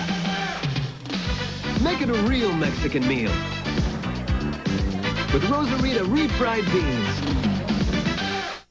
When we make Viadin anti-plaque toothpaste and rinse, we use an exclusive patented formula. Which includes the sanguinaria root, dental plaque's natural enemy. In lab tests, sanguinaria has been proven a powerful plaque fighter, effective against 98% of the bacteria that lead to plaque buildup. 98%. Those are pretty dramatic results. Anti-plaque toothpaste, anti-plaque rinse. Viadin with sanguinaria. If you're going to fight plaque, fight to win.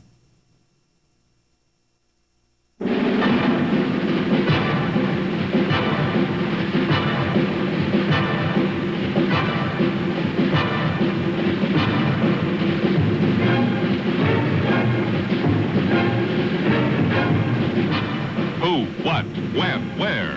For the best answers to these important news questions, watch Channel 7. The most news, the Bay Area's only all-color news. Bob Young at 6:30, Roger Grimsby at 7. Weeknights on Channel 7. Good evening, I'm Roger Grimsby. Here now the news. I lasted this long. I gotta tell you, this place is much better than working in the Tenderloin. It sure is. The new building is great. It's great to have you with us. Indeed. Very nice to be here. That promo, you were a real soft sell back then around here, weren't you? Oh, that wasn't the best promo. There was a guy by the name of George Rodman who he lives down on the peninsula. The first promo they did, when I came to San Francisco, it was Japanese films, earthquakes, volcanoes erupting, children being lost in crevasses, mothers chasing them, tidal waves, all of that. And followed by You'll See It All with Roger Grimsby on the news. That was bad. What about the teases, Roger? Something that viewers always ask us about is those little bulletins you come on and say, something's going to happen big. We didn't do Film those at 11. in those days. Didn't have them at all. But people were watching in record numbers then, weren't they? There are more people watching television then than now, yes, but there were fewer television sets, so I don't know where you come off on that. We were talking about this on radio earlier this afternoon at KGO Radio, and Roger was right at kind of the cusp, the big change in television news when suddenly the guys upstairs discovered they could make money with this. Now, you were here just at the point that was changing, and you went to New York at the moment. Well, I was here and I fought the battle, being the news director, of taking jurisdiction and direction of the newscast away from the program director. Right. We won that. I thought it was the war. Turned out it was only the battle, because once the money factor came in, then all of a sudden came the program directors, the consultants, and all those other people who really don't care about news content as much as they do about ratings. For those who have never been out of the city and do not realize where you went when you left here, it was, of course, New York, where you became #1 and something of a news legend in New York. How do you compare the two places? The weather's much better here. And the news? The news, this was at that time, and I suppose I see no reason why it should not be now, but when I was here in San Francisco, I mean, those were great. local news days. You had Mario Savio leading his legions against Sather Gate. You had an occasional earthquake, some brush fires, but then you had the marches and the demonstrations against the war, against the draft, civil rights, and that was... A lot happened. Yes, it was a very nice time, and much before the time of this guy who just sat down here. Well, I worked with in New York, and he survived that. With Mr. Lovett over here? Oh, yes, of course. You knew each other. Mr. Lovett's going to join us in a moment, but first, someone else who anchored the news in the 60s couldn't be with us tonight in person, but has sent us a videotape, wait, from Pennsylvania, station KDKA, where he works now. I'll tell you about that in a minute. For those of you who might recall, I anchored at KGO Television back in the days of the free speech movement at the Cal campus on Berkeley, along with the many demonstrations there and the demonstrations on the San Francisco State campus and elsewhere. Civil rights was also a very hot issue, as was politics, so we never had to go searching for news in those days. But you must remember that back in those days, we didn't have the modern technology that we have today. We didn't have the satellite to give us the instant news. We didn't have the videotape cameras that we can go out and cover the stories. Back in those days, we went out and shot the story on film. The film then had to be processed and edited before it went on the air. Now, these students at Cal at Berkeley knew if they staged their demonstrations at least 4 o'clock in the afternoon, they would make the 6 o'clock news, and normally they would. But in most cases, that film would arrive late back in our studios, so that we would put it on the air unedited. And we gauged that story from Cal on a scale of 1 to 10, of course, dealing with a number of obscenities that got on the air that afternoon. Now, people I've worked with, Pia Lindstrom, who was the daughter of the late actress Ingrid Bergman, Pia came through town promoting a foreign automobile, and Dave Sachs, who was the general manager of KGO at the time, took her aside and apparently said to her, "Kid, I'm going to make you a star." Well, the next thing we knew, Pia was on the repertorial staff, but believe me, she turned out to be one of the most professional reporters I have ever worked with. And later on, Pia and I anchored the 11 o'clock news together. Bud Foster, probably the outstanding sportscaster in the Bay Area at the time. There wasn't anything that Bud didn't know about sports. Now, before I leave you this evening, I want to show you something, a picture from my old days at KGO. You'll notice the famous Circle 7 up there. In those days, they were calling it Newsbeat. I'm the one in the center. Now, you might recognize that man on my right, the right of the screen there, I should say.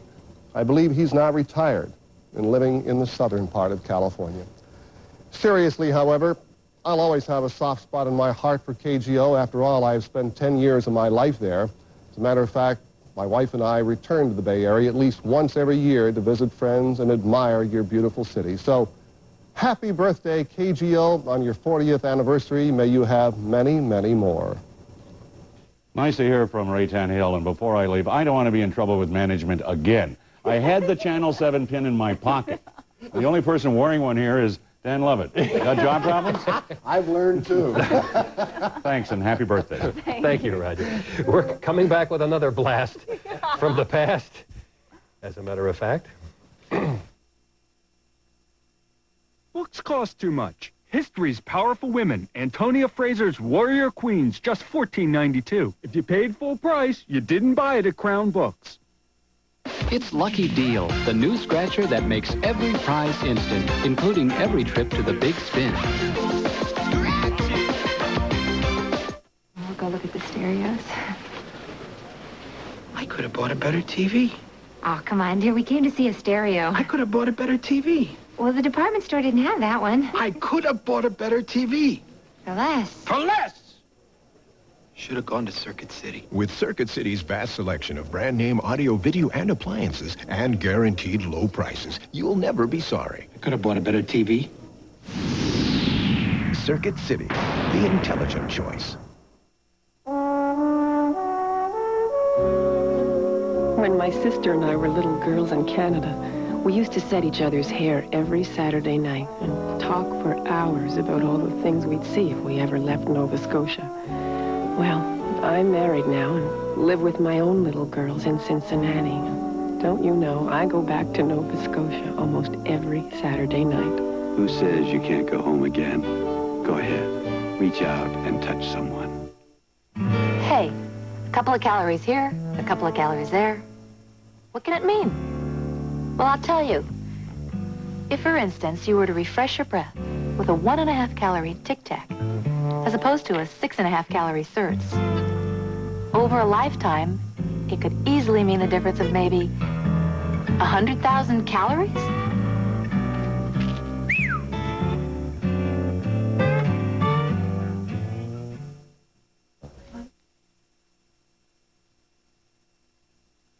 We're having an awful lot of fun with this, and we want to continue. A Channel 7 News reporter in the mid to later 70s has gone on to great success, to say the least, as an anchorwoman in Chicago, and here's what she looked like back then, first. Your chances of being involved in an accident are high. More than 500,000 of them happen every year in California. What's worse, if you pay for your own insurance, the person who hit you probably doesn't. 1 out of every 5 drivers does not carry liability insurance. And if you happen to live or work in a city such as San Francisco, San Jose, or Oakland, the chances could be as high as 50-50 that your next accident is going to be with an uninsured motorist.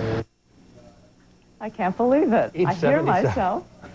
You look terrific, by the way, and a new mother, we're told, and everything. Linda, Yes. thank you very much for joining us as well tonight. What do you remember about that period and the transfer back to Chicago and all that success? I remember that as one of the most wonderful times of my life. I always think of San Francisco as a place where I learned to be a good reporter, and that's always meant an awful lot to me. And I suppose a lot of people say it, but my heart's still there.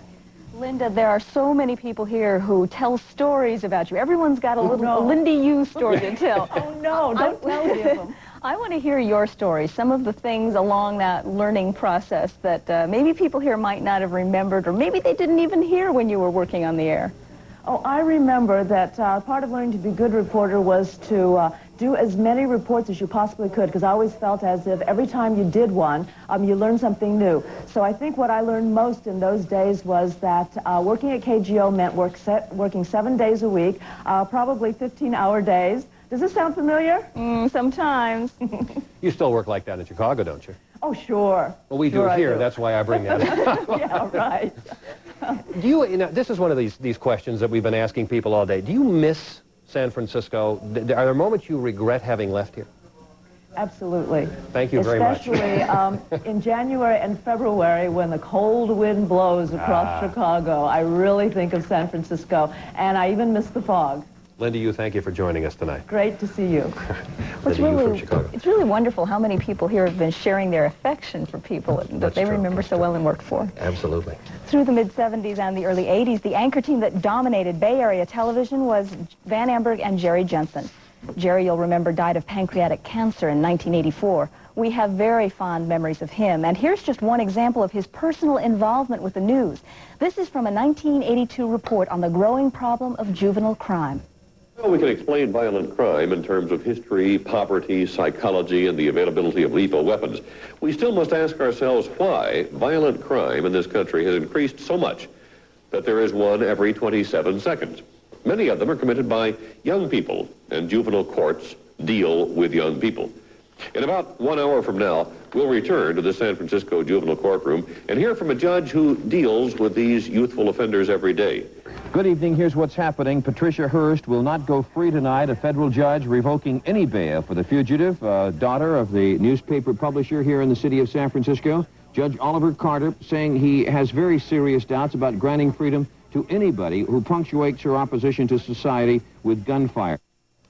We invited Van to join us tonight for our anniversary special, but he could not participate because of another commitment out of town.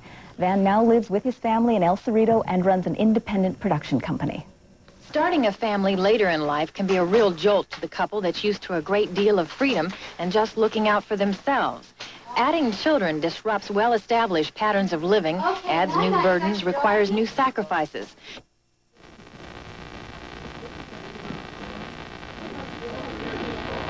A series about women who are having children in their 30s and 40s, and Jan Carson, who should be there, was for a second, is back, I hope.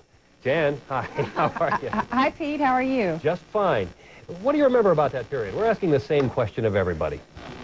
I remember having a lot of fun and having a very interesting time in San Francisco. And yes, I've heard your questions to the other people, and I do miss the city. It's beautiful. The Bay Area is special. In all the cities in the world, I think it is truly one of the most beautiful. And I've been back a couple of times. In fact, when I got married 3 years ago, my husband and I honeymooned in California, and I plan to come back again in August. I think it's my favorite vacation spot. But I do want to take the opportunity to say hi to all my old friends friends at KGO TV, and hi to everybody who's listening and watching right now. 4 very good years of my life, and I really enjoyed it, and it's fun to be part of this trip down memory lane right now. Jan, I hear a little bit more twang there than I did a couple years back. This is just a little bit of Texas. I have to tell you, when I first came to San Francisco in 1979, when I got to the airport, someone said, "You must be from Texas." And I go, "Oh, me?" Because I'm thinking I can't have an accent here in San Francisco. And I did lose it over the 4 years, but I've been back 6 years now here at KPRC TV, and I guess I do have a Texas twang. And I have a picture to show you, if we can zoom out a little bit. Yeah. I met a very handsome, tall Texan, and his name is Steve, and 16 months ago, we adopted this beautiful baby girl, Sydney Ann. And this is my family. I'm in Houston with my family. I'm loving it. I'm having a great time. And thanks to these little Fox photo cutouts, we've just had a family reunion here on the air. But things are going great, and I do wish, however, that I could be with you tonight to party and have a good time on the 40th anniversary, but got to work. You know how TV is. Sure do. I'm sure glad that she answered the question that so many people have been asking me for the last 6 years. How is Jan? She just gave you exactly that answer. Now we have another fixture in Bay Area TV News with us, somebody I actually work with. Nowadays you might recognize only the voice, but here she is when she was a young broadcasting student at San Jose State. Good morning. I'm Valerie Dickerson, sitting in for Jim Corcoran. That fight over control of the college newspaper isn't over yet. Student Body President Jerry Spolter says he may veto the Publications Advisory Board bill just passed by Student Council. The call for help comes in here to the response center in the security department of Mount Zion Hospital. What we'll see now is a code that automatically prints out. This code identifies the person who needs help. But more importantly, by checking this book, it lists those people in the community who live no more than 10 minutes away who are willing to come to the aid of the elderly person. And here she is now. In the first pictures you saw Valerie Coleman frozen in fear. My, how things have changed. CBS anchor woman. I looked like one of, I'm sorry, go ahead. No. I looked like one of the Supremes, and I sounded like Minnie Mouse. But you were very serious. That was Broadcasting 101 said always hold up your papers like this. We all went through those things. A lot of things have happened since you left here. Los Angeles for a period of time. Now you're back here, and you've always said this is where you love it most. Absolutely, this is home. As the old military dependent, I mean, this is the place that I've lived the longest. Couldn't stand being away from. Came home once a month. It was so frequent that a lot of people said, "I thought you went to Los Angeles to work at KCBS TV, but you're back here." I used to come back for special events, and then our family moved back in September, and then I commuted for 6 months. Yeah, which is just an awful thing to have to do. Hard It's way. great that she's back. Yeah. When we go out and do public speaking, we are often asked, whatever happened to? And the question I'm asked is, do you still continue your activities with signing and involvement in the community that can't hear us audibly? Because we're involved with closed captioning. So maybe you'd even want to sign a message, because there are a lot of people watching who are hearing impaired. Yes, I am very happy to be back at home in San Francisco, and I smile all of the time. It's just a very exciting time. I celebrate all day. Coming home. Just again, yeah. Great. Yeah. And I'm delighted to see the captioning going on, because of course that's always been my heart. San Francisco, my family, and captioning and working with the hearing impaired. It's nice for you to come back. It's great to see you. All right. Thank you. Valerie Coleman, KCBS Radio. We have to get that in. Thank you, Valerie. Now we have someone who used to anchor the 5 o'clock news with Valerie, a face that you will no doubt recognize. Maury Povich is joining us by videotape. So now it's time to talk about KGO, a station that is celebrating its birthday. A birthday quite younger than mine, quite frankly. These are the memories I have of KGO. And just to show you that things just don't go too far from where you were about 10 or 12 years ago. Harry Fuller one time sent me out to do a story in San Francisco on the birth of a two-headed goat at the San Francisco Zoo. Do you think I've come far doing a current affair? And Pete and Anna, now I would like to have the opportunity to introduce someone who is just a very special person. He is someone to whom we all owe a debt.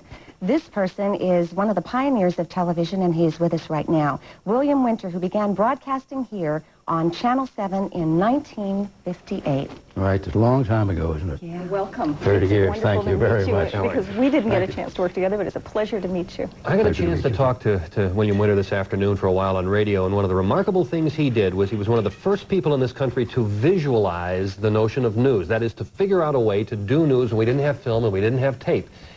Tell us how you did that. We didn't have any visuals at that time, and you know, the station management wondered whether television was really equipped to broadcast news, because a person would just sit behind a desk and look into the camera and talk. But I introduced something visual. There was nothing to go by. So I decided to use a world map. And I would get up with a pointer, like a professor in school, and point to the areas of the world where things were happening. And I emphasize only world news. And I'm afraid that one of the things that local television neglects these days is an explanation of what's happening in the world. And making us understand that the world is very small, and therefore we need to be able to show the connections. Yes, but you know, how we fit. I think that, if I may be frank, I think what has happened in television news in recent years is the emphasis is on people and events. And the technology is so advanced that you can cover people and events instantaneously all over the world. It's really miraculous. But there is a dearth of emphasis on ideas. And there isn't any explanation of what the news means. I think that's lacking. We used to have that in the early days. We've gotten away from it now. It was the technology that probably did it, Bill. The technology got us away from it. Thanks for telling us about that and for joining us in this celebration. I enjoyed And being happy here. birthday. I Thank you understand very it's much. tomorrow. Tomorrow's my birthday, right? Today's the station's birthday, and tomorrow's my birthday. Glad to be here. Thank you. Well, we still have more coming up. Dan Lovett is up next with some memories of his predecessors at the sports desk.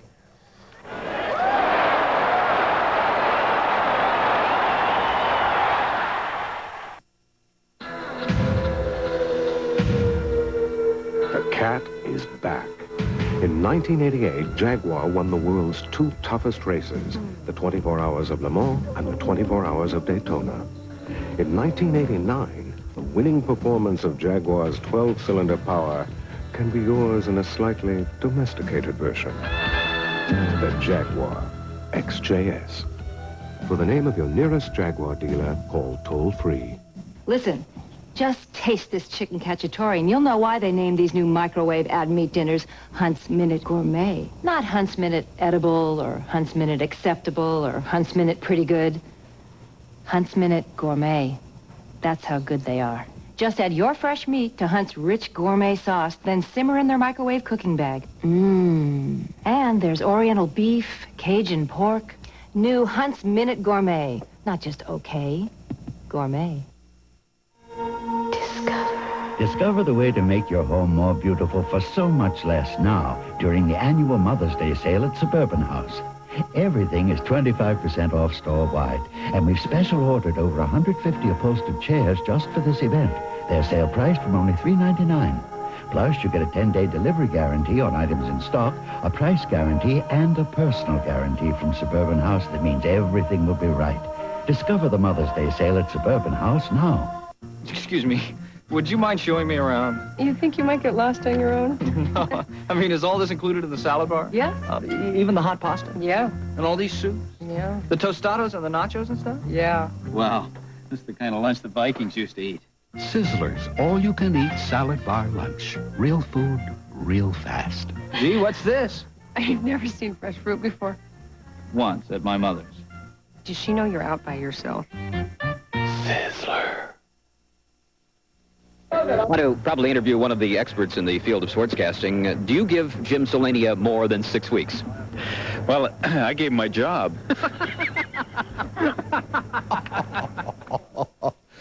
That was former sports anchor Don Sanchez interviewing former sports anchor Tom Janus about their work here at Channel 7. Well, it's a great 40th birthday party going here, Pete and Anna, and the only thing that's really on my mind at this point is I hope I'm around for the 41st. At any rate, Tom Janus, who did the sports here on Channel 7 from 1976 to 1979, and also taught Pete Giddings how to pump iron, is now an account executive at KNTV Channel 36 in San Jose. There are, of course, many others who worked here with the Channel 7 lapel, Channel 7 on their lapel.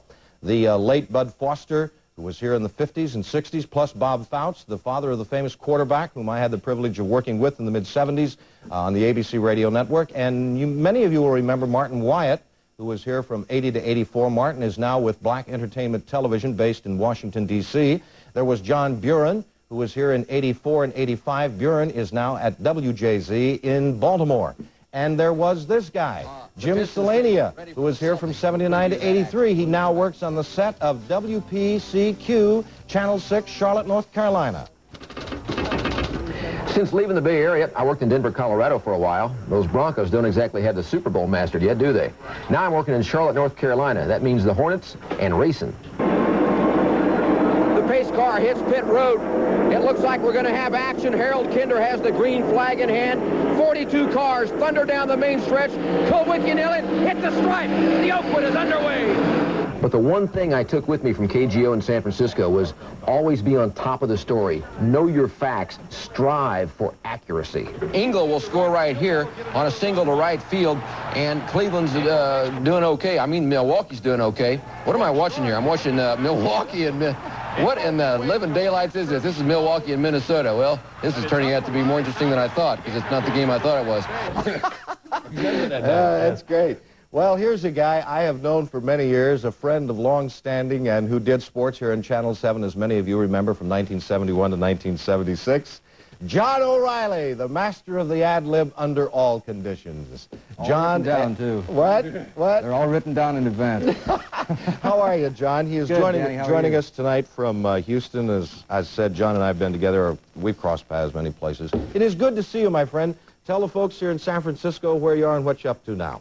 Down in Houston now. I've been down here a little over 6 years. Came down, did the Oilers for a couple of years, worked on the Astro broadcast for a while. Now doing a talk show here at KTRH Radio in Houston. I'm sports director there, and just having a lot of fun like I've always tried to do. John, you have got to have some great memories of San Francisco. You were here when the Raiders were hot and the 49ers were not. The A's? You were here for all three of the World Series, weren't you not? Just a dream come true, yeah. The 3 World Championships. The Raiders always won. The 49ers won a division. Stanford and Jim Plunkett in the Rose Bowl. And, of course, Cal had great teams at that time with Bartkowski and Ferragamo throwing the ball to a couple of guys that made their name in the pros, Wesley Walker and Isaac Curtis. So it was just beautiful all the way around. Of course, the great golf tournaments down at Pebble Beach. It was just a magic time. It really was. John, what's your most fondest memory, aside from giving Russ Coughlin a bad time? Say hello to Russ for me. Say hello. He's standing right here. Tonight? I'm sorry? Yeah, what anniversary is Russ celebrating tonight? What anniversary is Russ celebrating? Well, we'll see here. He'll be on shortly. It is good to see you again. And a little sunshine to you, John O'Reilly, down there in Houston. Always a pleasure to be in your company. All right, Dan. Talk to you soon. My best to Livy and Zach, too. Thank you very much. John O'Reilly, great guy. Well, we would also like to tell you tonight about another guy who did sports here on KGO in the mid-70s, a man who was well known for his accomplishments in the baseball field. Tony C., Tony Conigliaro, and Don Sanchez can tell us that story. 1964, Tony Conigliaro's rookie year with the Red Sox. His first at-bat ever in Fenway Park, he hits a home run. Tony C. was on the way to what seemed to be a one-way trip to the Hall of Fame. But in 1967, Tony, the best clutch hitter in the league, takes a fastball to the head. It nearly killed him. Later, his vision would blur. He tried a series of comebacks, but finally in 1975, at the age of 30, he quit baseball forever. There was the brief singing career, and finally he parlayed baseball into a career in sportscasting. First in Rhode Island, then here at Channel 7. Ex-Cowboy Gene Autry wants to see his team in a World Series real bad. He's never seen them there, so it looks like... But there were setbacks. After 4 years, he was dropped by Channel 7. That was followed by less than a year on KRON. He busted his jaw just before his first chance at doing a nationally televised game. His house in Novato burned. But 1982 was off to a great start. It looked like he had the Red Sox broadcast job in his pocket. January 2nd, 2 days after his 37th birthday, as his brother Billy drove him to the airport, Tony suffered a stroke. He was in a coma 4 months. There was brain damage. Tony spent 2 years in the hospital, and since 1984, he has stayed in his parents' home. Progress has been very slow. Therapy continues. His dad died a couple of years ago. Tony is 44 now. There's been little change in his condition the past 4 years. The family waits, though. This is another comeback. This is the biggest comeback of his life. Don Sanchez for Channel 7 Sports. So that is the story, my friends, on some of those that have been here in this seat before I have. Should just mention that more people ask about Tony C. Yes. than any other single individual Always. at the station. Yeah. Happy birthday from yours truly, Mike Berry and Mark Gibson, and we want to do the same on the 41st. Absolutely. Don't we all? Thanks, Dan. Coming up next, the senior statesman of Bay Area television is going to give us a few of his thoughts. Oh, the way really? It seems to him. As long as I'm general manager of Channel 7 in San Francisco, we'll take the criticism, but we'll continue to serve the community because I believe that there's more to life than news, weather, and sports.